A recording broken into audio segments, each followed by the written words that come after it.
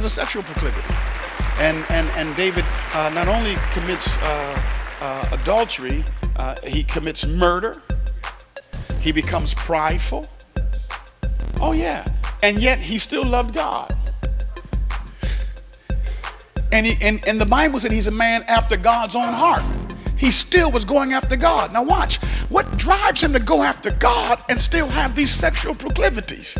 Because even in his bloodline, thank you Jesus, even in his bloodline, there was something in there, holiness and righteous, about going after God, but influence messed up his devotion. That's why you can be raised in the church and still go off. Well, I've been in church all my life. That's wonderful. Well, how did you get strung out? Because just because you're in it, you can still have outside influences, and some things get dropped into you.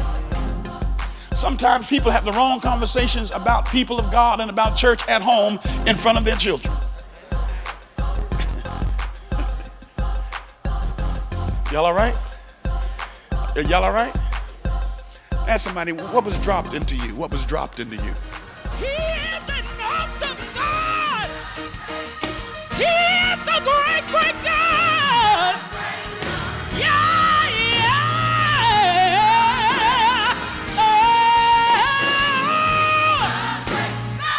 God.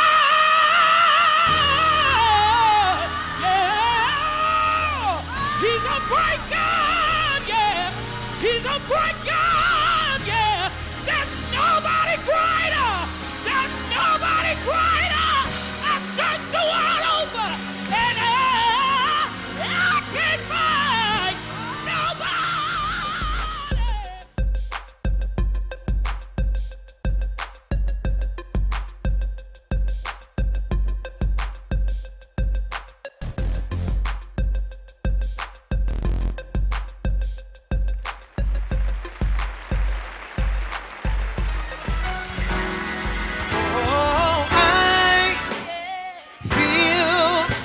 your spirit moving in me. Said I feel your spirit moving in me. Everybody say, ooh, I feel your spirit moving in me. Yeah, yeah. Yes, I feel your spirit moving in me.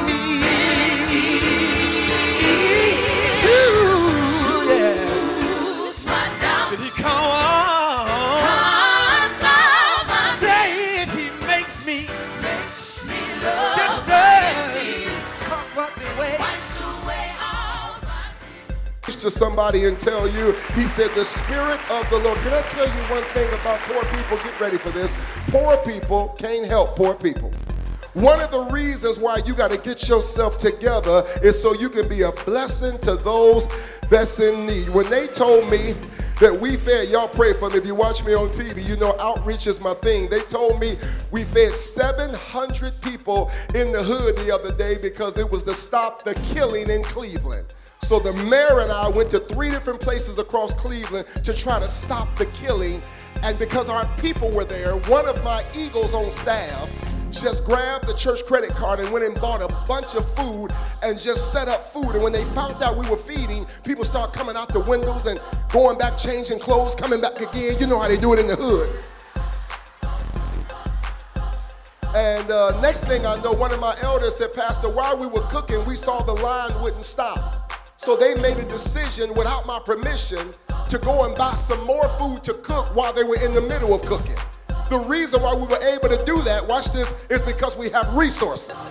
Don't tell me that the kingdom don't need resources, because the call of the kingdom is to be a blessing. I'm sorry, some of y'all sitting there, do me a favor, look at somebody and say, this is my last year being this broke. Go ahead. I feel like something's about to change in my life. I gotta get myself together so I can be a blessing to somebody. I don't just want creature comforts. I want to help get somebody up. I wish I had somebody that would take your phone out and take a selfie and say, self, this is my last year looking like this. Something